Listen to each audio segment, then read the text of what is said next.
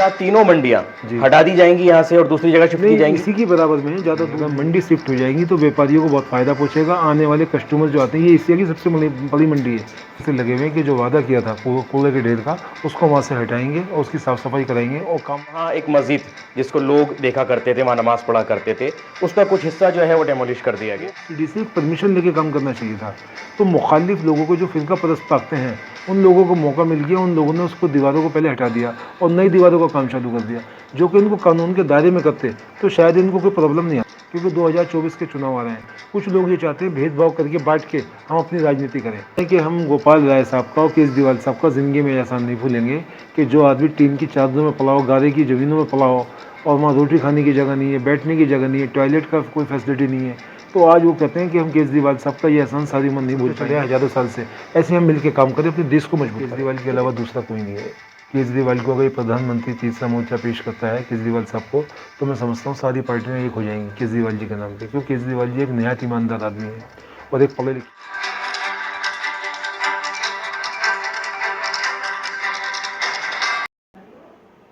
साथियों आदाब, news and live पर आपका स्वागत है। आज की इस पेशकश में हम बात करेंगे गाजीपुर मंडी की। जी हाँ, दिल्ली के अंदर मुर्गा हो या मछली, इसी मंडी से सप्लाई की जाती है और इस मंडी के बहुत सारे मुद्दे हैं, बहुत सारे मसले हैं। इन मसलों को समझने के लिए, इन्हें जानने के लिए और अब तक इनके ऊपर क्या कुछ काम हुआ है, उस पर गुफ्तगू करने के लिए आज हमारे साथ गाजीपुर मुर्गा और मछली मंडी के चेयरमैन जनाब मेहरबान कुरैशी हमारे साथ हैं। इसके अलावा एक लंबे अरसे से भाईचारा समिति चलाते हैं, दलित मुस्लिम एकता की बात करते हैं और भी काफ़ी सारे इनके काम रहे हैं। इनके मंच पर देश के राष्ट्रपति, प्रधानमंत्री, चाहे किसी की भी पार्टी के हों, लेकिन वो आते रहे हैं और शामिल होते रहे हैं। इन मुद्दों पर भी बातचीत करेंगे, लेकिन सबसे पहले मैं आपका आज की इस पेशकश में अपने चैनल पर न्यूज़ एंड लाइव पर सबसे पहले आपका स्वागत करता हूं। शुक्रिया भाईजान, आपका बहुत बहुत शुक्रिया। और जो ओहदा होता है, जो जिम्मेदारी होती है, सबसे पहले उसी के ताल्लुक से सवाल पूछा जाता है। आपको तकरीबन 1.5 साल पहले जिम्मेदारी दी गई मुर्गा और मछली मंडी की, क्या मुद्दे आपको नजर आते हैं और इस 1.5 साल में क्या कुछ मसले आपके सामने आए और हल किए गए? भाईजान, जब हम लोगों को केजरीवाल साहब ने, गोपाल राय साहब ने चेयरमैन बनाया तो बहुत बड़े मसले थे वहाँ पर। पानी की बहुत बड़ी प्रॉब्लम थी, सफाई की बहुत बड़ी प्रॉब्लम थी, कोयले के ढेर थे चारों तरफ, कोयला नहीं उठ पाता था। आज अल्लाह का शुक्रिया है कि 1.5 साल के अंदर काफ़ी हम लोगों ने काम किया है। हमारे साथ हमारे जो मेंबरान हैं, उन मेंबर भी हमारे साथ 5-6 हैं, उन लोगों ने, हमने पूरी टीम ने मिलकर बड़ा काम किया है, जो आज वो पानी की समस्या बहुत 99% अल्लाह ने हल कर दी। और जो कूड़े के ढेर का वादा केजरीवाल साहब ने, गोपाल राय साहब ने किया था एमसीडी, एक बड़ा मुद्दा था आपका वो एमसीडी में कूड़े के पहाड़ कम करने, कितने कम हुए? नहीं, वो करीबन कोई जो है 50% के आसपास में वो कूड़े का ढेर कम हो गया है। और केजरीवाल साहब और गोपाल राय साहब पूरी तरीके से लगे हुए हैं कि जो वादा किया था कूड़े के ढेर का, उसको वहाँ से हटाएंगे और उसकी साफ सफाई कराएंगे और काम वहाँ जारी है। वो काम अभी तक आप जारी है। कितना समय आपको और लगता है कि आपने कहा 50% काम हो गया है, 100% ये पहाड़ दिल्ली से कूड़े के खत्म करने में आपको कितना वक्त लगेगा? 6 महीने से लेकर 8 महीने तक ये सारा जो है, जो पहाड़ है कूड़े के, ये बिल्कुल खत्म हो जाएंगे इंशाल्लाह। वहां पर जो काम करने वाले हैं, पूरी दिल्ली से ताल्लुक रखते हैं, उनको लेकर के आप कितने कंसर्न हैं? उनको लेकर के क्या कुछ और बेहतरी के लिए करना चाहते हैं? हम लोग डेली मीटिंग करते हैं और महीने में 20 दिन में अपने गोपाल राय साहब जो हमारे मिनिस्टर हैं, हम उनसे रेगुलर टच में रहते हैं। जो बीसी साहब हमारी IAS ऑफिसर होती हैं, जो पूरी मंडियों को देखते हैं दिल्ली की, हम उनसे हफ्ते में 15 दिन में कांटेक्ट करके जो जो समस्याएं होती हैं कि उनसे, अपने गोपाल राय साहब से, अपने मिनिस्टर साहब से और जो BC साहब होती हैं, उनसे हम जो है सारे कांटेक्ट करके सारे मसलों को सोल्व करते हैं। अभी कई तरीके की प्रॉब्लम है। जिस टाइम पे इनको 92 के अंदर जामा मस्जिद से उजाला गया था, तो इनको वक्ती तौर की जगह देती थी, 3 साइड अपने आप डालो, और इनको कच्ची जगह देती थी। अब केजरीवाल सरकार ने, गोपाल राय साहब ने बहुत बड़ी मार्केट इनकी बनाई है, जिसकी अभी ओपनिंग हम जल्द करने जा रहे हैं। और मतलब इनको 2-2 हज़ार फुट जगह इनको दी जा रही है, जिसमें बेसमेंट है, ग्राउंड फ्लोर है और फर्स्ट फ्लोर पे ऑफिस दिए जा रहे हैं, कि एशिया का एक सबसे बड़ी मंडी बनेगी। और गोपाल राय साहब की और केजरीवाल साहब की सरपरस्ती में ये काम हुआ है, जो कि आज तक किसी गवर्नमेंट ने किया ही नहीं। यानी आप शिफ्ट कर रहे हैं यहाँ से मंडी को? हम लोग उसके बराबर में जगह पड़ी थी जो दिल्ली गवर्नमेंट के अंडर में आती थी, उन 3 चादरों को हटवा भी दिए काफ़ी 50%। और हम लोगों ने वहाँ पे करीबन जो है जितनी आवतियों की दुकानें थी, उतने आवतियों को उनको दुकानें हम दे रहे हैं। और क्या कुछ लोगों का विरोध इसमें सामने आ रहा है? क्या कुछ लोगों का एतराज सामने आ रहा है कि मंडी के शिफ्ट होने में? नहीं, कुछ लोग जो है ना पीछे से लगे हुए हैं। जो एक फिरका परस्त ताकत होती है ना, वो कभी कभी हाई कोर्ट में केस डाल देते हैं कि यहाँ पे मुर्गा नहीं कटे, कभी डाल देते हैं कि इसमें बड़ी जगह इनको ना दी जाए, कभी कुछ परेशान तो लोग करते हैं। ये तो जब से दुनिया बनी है, जब से अच्छे लोग और बुरे लोग पैदा होते चले आए हैं, तो जो बुरे लोगों की तादाद कम है, वो लोग काफ़ी प्रॉब्लम पैदा कर रहे हैं उन व्यापारियों को, मुर्गे वालों को, अंडे वालों को, मच्छी वालों को। और उसके बावजूद सरकार जो बनाती है, चेयरमैन बनाती है, मिनिस्टर बनाती है, तो इसी की नहीं बनाती है कि कोई प्रॉब्लम आए तो उसके चेयरमैन, उनके मिनिस्टर, उनके एमएलए सब लोग उसका हल करें। तो ऊपर वाले का बड़ा करम है कि गोपाल राय साहब अच्छे मिनिस्टर दिए केजरीवाल साहब ने, मैं उनका धन्यवाद करता हूँ कि उनकी सरपरस्ती के अंदर बहुत बड़ा काम होने जा रहा है, जो कि खास करके मिनोरिटीज के लोगों का काम है। क्या तीनों मंडियां हटा दी जाएंगी यहाँ से और दूसरी जगह शिफ्ट की जाएंगी? इसी की बराबर में है, ज़्यादा दूर नहीं है। मेरा ख्याल जो है 200-300 फुट की दूरी है खाली। वो टीन की चादरें हटवा के जो पुरानी मंडियों में बैठे हैं बेचारे, जो 92 में इनको उजाड़ दिया गया था, उसके बाद में बीजेपी की सरकार रही 5 साल तक, 93 से लेकर 98 तक, उसके अंदर कोई गाजीपुर मंडी वालों को कोई फैसिलिटी नहीं थी। इनके साथ बहुत बड़ा भेदभाव हुआ है, कोई फैसिलिटी नहीं थी, बहुत परेशानी का सामना कर रहे हैं। और रात को 2-2, 3-3 बजे आते हैं, माल बेचते हैं। माल बेचने के बाद सारी मतलब जल्दी सी बारिश आ जाए, पूरा वहाँ गंद हो जाता है, पूरी गंदगी हो जाती है। गारे की ज़मीन है वहाँ पर, कोई सड़कें पक्की नहीं बनाई गई। ये सब मतलब बड़ा भेदभाव हुआ है, चाहे वो बीजेपी की सरकार रही, चाहे वो कांग्रेस की सरकार रही।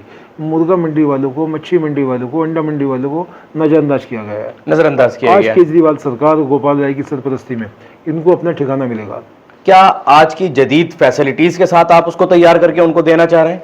आज जो फैसिलिटी सारी होनी चाहिए, उसमें ऑफिस होना चाहिए, मुर्गे काटने की जगह होनी, मुर्गा ज़िबा करने की जगह अलग होनी चाहिए, ऑफिस होना चाहिए, और जो लैट्रिन बाथरूम टॉयलेट होना चाहिए, कार पार्किंग होनी चाहिए, या टेम्पो स्टैंड या ट्रक स्टैंड होना चाहिए। वो सारी चीज़ों की दिल्ली गवर्नमेंट फैसिलिटी दे रही है। आपने व्यापारियों से बात की, उनका क्या कहना है वो जाने के लिए? क्या उनको समझ में आ गया ये कि आप फैसिलिटी उनको देना चाह रहे हैं? तो ये कह रहे हैं कि हम गोपाल राय साहब का और केजरीवाल साहब का जिंदगी में ऐसा नहीं भूलेंगे कि जो आदमी टीन की चादरों में पला हो, गारे की ज़मीनों में पला हो, और वहाँ रोटी खाने की जगह नहीं है, बैठने की जगह नहीं है, टॉयलेट का कोई फैसिलिटी नहीं है, तो आज वो कहते हैं कि हम केजरीवाल साहब का ये एहसान सारी उम्र नहीं भूल पाएंगे जो केजरीवाल करने जा रहे हैं। अभी रिसेंटली ये खबर और आई मंडी से, माना कि वो आपके कार्य क्षेत्र में नहीं आती, कि वहाँ एक मस्जिद जिसको लोग देखा करते थे, वहाँ नमाज पढ़ा करते थे, उसका कुछ हिस्सा जो है वो डेमोलिश कर दिया गया। वो गाजीपुर मंडी के बाहर है, एक गाजीपुर गांव है, उसके अंदर पीछे मस्जिद थी, तो उस मस्जिद की जो है तामीरात वो कर रहे थे, पुरानी मस्जिद को, उसको मतलब जो जहाँ से रिपेयर होनी थी रिपेयर कर रहे थे।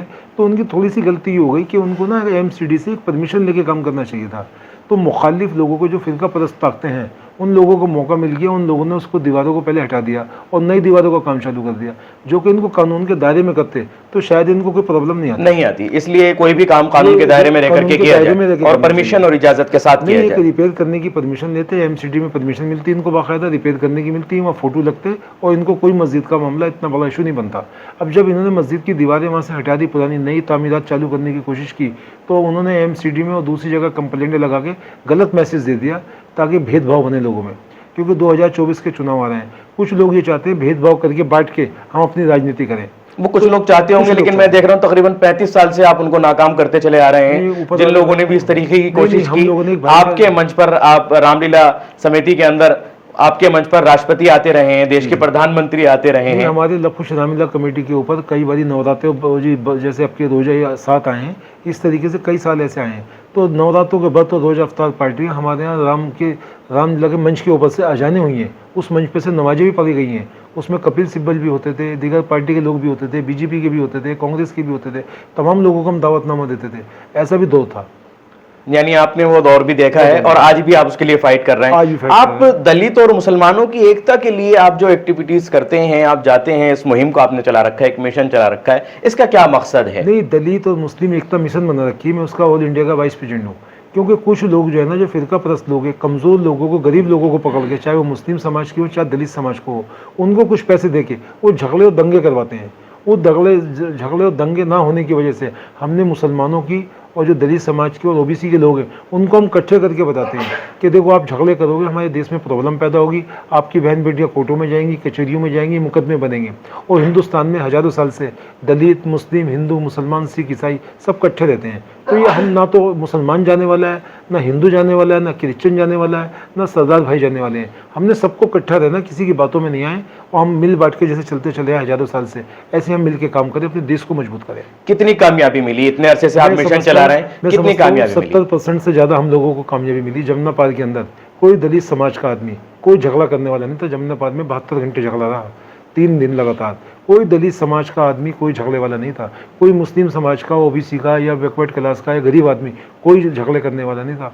वो बाहर के कुछ गुंडे बुलवाए गए थे, जिन बाहर के गुंडों से वहाँ झगड़ा कराया गया। उस दिन शाही ईदगाह जो है, ईदगाह सदर बाजार वाली, वहाँ इज्तिमा था, 20 लाख आदमी वहाँ पे आया हुआ था। तो उनकी वजह से इन्होंने कराया था कि झगड़े कराएं, भगत दौड़ के अंदर काफ़ी लोग काम में आ जाएंगे और हम अपने मकसद में कामयाब हो जाएंगे। जो 80 और 20 की रेसों की बात करते हैं ना, उनको ये बातें नहीं करनी चाहिए कि 80% वो हैं और 20% वो हैं, 80% हमें। तो ये रेसों की नापने वाले लोगों का दिमाग खराब करते बात हैं। करनी चाहिए 130 करोड़ भारतीयों की, जिसके अंदर सभी भारतीय मैं शामिल तो हैं। कहता हूँ हर आदमी के नाम के साथ मेहरबान कुरैशी के बजाय मेहरबान भारतीय लगना चाहिए। ये पार्लियामेंट में बिल पास होना चाहिए ताकि कास्टवादी को कोई हिंदू नहीं, कोई मुसलमान नहीं, पहले हम भारतीय हैं। जी, और तो हमारा ये भारतीय की आपने बात कही। हमारा देश रहेगा तो हम लोग रहेंगे ना। आज अगर पाकिस्तान से या चीन से या कहीं से कोई जंग होती है तो ऐसा तो नहीं है वो मेरे को छोड़ देगा कि मेहरबान कुरैशी का घर है या बम नहीं मारे। तो मैं कहता हूँ पहले हम भारतीय हैं, बाद में हम हिंदू हैं या मुसलमान हैं या दलित हैं या क्रिश्चियन हैं या सिख भाई हैं। तो मैं तो ये सबसे अपील करता हूँ कि हिंदुस्तान हम सबका है। मूल निवासी दलित भी हैं, मुसलमान भी हैं, हिंदू भी हैं, सिख भी हैं, ईसाई भी हैं। हमें सबको साथ रहना है और रहते चले आए हैं। तो किसी की बातों में नहीं आए। हिंदुस्तान को मजबूत करें, अपने शहर को मजबूत करें। हम बात करें कि पाकिस्तान के हिस्से को हमने अपने अंडर में ले लिया, हम बात करें कि श्रीलंका को हमने अपने अंडर में ले लिया, जैसे कि पूरे मुगल शासन के टाइम पे पूरा भारत बहुत बड़ा था। आप एक अखंड भारत की बात करना अखंड चाहते भारत की बात हैं, करते जिसका कोई खंड ना हो, अखंड भारत की बात करना चाह रहे हैं। फिर मैं दोबारा आता हूं उसी जिम्मेदारी की तरफ जो आप इस वक्त निभा रहे हैं गाजीपुर मंडी की। क्या ऐसे मुद्दे अभी आपकी नजर में हैं और ऐसे काम जो आपने पाइपलाइन में सोच रखे हो कि ये अभी और करने हैं? अभी तो आप मंडी के शिफ्ट करने की बात कर रहे हैं, इसके अलावा और भी काम आपके जहन में क्या क्या है? मंडी को मेन बड़ी समस्या जो है मंडी को शिफ्ट करने की है। अगर मंडी शिफ्ट हो जाएगी तो व्यापारियों को बहुत फायदा पहुंचेगा। आने वाले कस्टमर जो आते हैं, ये एशिया की सबसे बड़ी मंडी है, फिश मंडी, मुर्गा मंडी, अंडा मंडी। तो ये बड़ा एक मैसेज जाएगा। दिल्ली राजधानी है, राजधानी की तो हर मंडी अच्छी होनी चाहिए, चाहे वो फ्रूट मंडी हो, चाहे सब्जी मंडी हो, चाहे फिश मंडी हो। क्योंकि जो भी कोई बाहर से विदेश से आता है वो दिल्ली राजधानी में आता है, और राजधानी की अगर मंडियाँ ठीक नहीं होंगी तो हमारे देश का मैसेज खराब जाता है। देश का मैसेज खराब जाता है। और देश को मैसेज देने के लिए आपने पहले भी एक पार्टी ज्वाइन की थी, जी। और उसके बाद अब आप आम आदमी पार्टी में हैं। जी। आम आदमी पार्टी में आने का क्या मकसद था? क्या आम आदमी पार्टी में आने के बाद आप वो हासिल कर पाए या आप वो नजरिया मान पाए जिसके तहत आप इस पार्टी में आए? नहीं, जब से हमारी शीला जी की डेथ हुई है और रामबाबू शर्मा की डेथ हुई है और कपिल सिब्बल जैसे को कांग्रेस पार्टी ने नजरअंदाज किया, गुलाम नबी आज़ाद को नजरअंदाज किया, आनंद शर्मा को नजरअंदाज किया, सीनियर लीडर्स की बात कर रहे हैं आप, जिन लोगों की सरपरस्ती में हमने पॉलिटिक्स करी है, तो उनको देखकर हम लोगों का मन टूटा है कि ऐसे सीनियर लोगों का इस पार्टी के अंदर वजूद नहीं है, तो हम तो एक बहुत छोटे से सिपाही हैं। और दूसरी बात क्या है, सेकंड जो लॉकडाउन आया है, जो कोरोना का टाइम आया, उसके अंदर हम किसी की मदद नहीं कर पाए। तो कुछ मेरे दोस्त थे, मेरे साथी थे, कुछ और हिंदू समाज के भी मेरे दोस्त थे कि मेहरबान साहब अगर सत्ता में रहोगे तो लोगों की मदद कर पाओगे। आप पासवान साहब की आप देखिए, पासवान साहब को मैं भी गलत समझता था कि जो भी पार्टी आती है पिछले 30-32 साल से वो सेंटर के मिनिस्टर होते हैं। तो पासवान साहब एक बात कह करते थे कि सत्ता में रहूँगा तो अपनी कौम का, अपने देश का भला करूँगा, जब सत्ता से बाहर रहूँगा तो ना कौम का भला कर पाऊँगा ना देश का भला कर पाऊँगा। तो वो बात मेरे दिमाग में आई कि अगर कोरोना का जो सेकंड लॉकडाउन आया, इसमें हज़ारों लोग मर गए, हज़ारों लोग परेशान हो गए, लोगों को राशन नहीं मिले। तो ये सोचा सत्ता में रह के कुछ लोगों की, गरीबों की, कमज़ोरों की मदद कर सकते हो, सत्ता के बाहर रह के कुछ नहीं कर सकते। और कांग्रेस का आज की तारीख में दिल्ली के अंदर अभी 15-20 साल कुछ नहीं है, कोई वजूद नहीं नजर कोई आता। वजूद नहीं नजर आता। ये आपका एक सीनियर पॉलिटिशियन मैं कहूंगा, आपका ये तजुर्बा, एक तज्जिया है इतने अरसे तक कि अभी आप उनका फ्यूचर दिल्ली में नहीं मानते। लेकिन जो व्यापारी जो इस चैनल को हमारे देखते हैं और मंडी से उनका ताल्लुक है, उनके लिए क्या मैसेज देना चाहेंगे? जो भी मंडी से ताल्लुक जो रखता है उसके लिए मेहरबान कुरैशी का क्या मैसेज है? नहीं, मैं तो ये कहूँगा अपना कारोबार ईमानदारी से करो, वफादारी के साथ करो। जो APMC दी जाती है 1% की, दिल्ली सरकार को दी जाती है मंडी देख रेख करने की, साफ़ सफाई की, उसके 1% की APMC ईमानदारी से दें। अपना कारोबार ईमानदारी से करें और आप देश को अपने मजबूत करें, और ज़्यादा करके हिंदू समाज को, दलित समाज को, सबको जोड़ कर रख कर लेकर चलें। कोई भेदभाव की बात कोई ना करे। और हमारे यहाँ व्यापारी लोग कोई करते भी नहीं है। ये जो चंद मुट्ठी भर लोग हैं वो किसी भी घर में हो सकते हैं, किसी भी कास्ट में हो सकते हैं, चंद मुट्ठी भर भेदभाव की बात करते हैं। पर मैं यही कहूँगा कि आपको सबको हमें मिल के चलना होगा, इस देश को मजबूत करना होगा। देश हमारा काफ़ी दिन से बहुत पीछे आ रहा है, बहुत नीचे आ रहा है, करेंसी बहुत डाउन हो रही है। ये करेंसी हमारी बहुत ऊपर आनी चाहिए, जब तो हम कहेंगे कि हम असली हिंदुस्तानी है, अपने देश के रखवाले हैं। अगर करेंसी हमारी डाउन हो रही है, देश हमारा कमज़ोर हो रहा है, तो हमें हिंदुस्तानी कहते हुए फ़ख्र नहीं होगा। सियासत में आपका एक लंबा तजुर्बा है, आपने कांग्रेस में भी एक लंबा वक्त गुजारा, उसके बाद आम आदमी पार्टी के अंदर भी आप हैं। 2024 नज़दीक है, 23 में इस वक्त हम बैठे हुए हैं। क्या नजर आता है 24 के अंदर? अगर मतलब तीसरी अगर दल खड़ा होता है, तमाम लोग अगर इकट्ठे होकर चुनाव लड़ते हैं, तो ये एक दिन कामयाबी मिलेगी। फिरका परस्त ताकतें बहुत पीछे हो जाएंगी और सेकुलर देशभक्त लोग आगे आ जाएंगे और ये फिरका परस्त ताकतें ख़त्म हो जाएंगी और देश में फिर पहले की तरह भाईचारा हो जाएगा, भाईबंदी होगी, प्यार होगा, मोहब्बत होगा। एक दूसरे के साथ दिवाली मिलेंगे, ईद मिलेंगे, होली मंगल मिलन मिलाएंगे, जैसे मंत्र चला रहता। पिछले 9 साल से राष्ट्रपति भवन में रोज़ा अफ्तार नहीं होता, होली मिलन नहीं होता, दिवाली मिलन नहीं होता, सारे उधर उजाड़ दिया गया। जबकि ये अंग्रेज़ों की देन थी। वो अंग्रेज इतने समझदार लोग थे, तमाम हिंदुस्तान के जो क्रीम होती थी देश की, उनको राष्ट्रपति भवन में रोज़ा अफ्तार पे बुलाया करते थे, ताकि हिंदू मुसलमान सिख ईसाई सब जुड़ के रहें और एकता बनी रहे, एकता एक बनी मंच रहे, बना एक रहे मंच बना बातचीत रहे। करने का। होली का भी प्रोग्राम करते थे वो, दिवाली का भी करते थे, ईद का भी करते थे, रमजान का भी प्रोग्राम करते थे। इन लोगों ने वो भी ख़त्म कर दिया। इस बहाने लोगों से मुलाकात हो जाया करती थी, बच्चों की खैरियत मिल जाया करती थी, कारोबार का पता चल जाया करता था, कौन जिंदा है कौन निमट चुका है उसका पता चल जाया करता था। वो भी मतलब ख़त्म कर दिया गया। कौन नजर आता है आपको? नहीं, वो तो केजरीवाल के अलावा दूसरा कोई नहीं है। केजरीवाल को अगर प्रधानमंत्री तीसरा मोर्चा पेश करता है केजरीवाल साहब को, तो मैं समझता हूँ सारी पार्टियां एक हो जाएंगी केजरीवाल जी के नाम पे, क्योंकि केजरीवाल जी एक निहायत ईमानदार आदमी है और एक पढ़े लिखे आदमी, इनकम टैक्स के कमिश्नर रह चुके हैं, बहुत समझदार आदमी है। आज इनकम टैक्स के लोगों को इतनी परेशानी नहीं हो रही, व्यापारियों को, जितनी पहले दिवाली हुई करती थी इनकम टैक्स की, क्योंकि व्यापारी जो है अपना आराम से टैक्स दे रहा है। रिश्वतखोरी बहुत कम हुई है केजरीवाल की सरकार में, जो इनके अंडर में है डिपार्टमेंट, जो इनके अंडर में नहीं है सेंट्रल गवर्नमेंट के अंडर में, उनका हालात तो सब तुम्हें पता ही है, कुछ बताने की जरूरत ही नहीं है।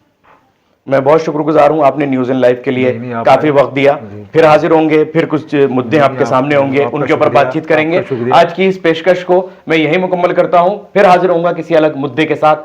तब तक के लिए इजाजत दीजिए, आदाब।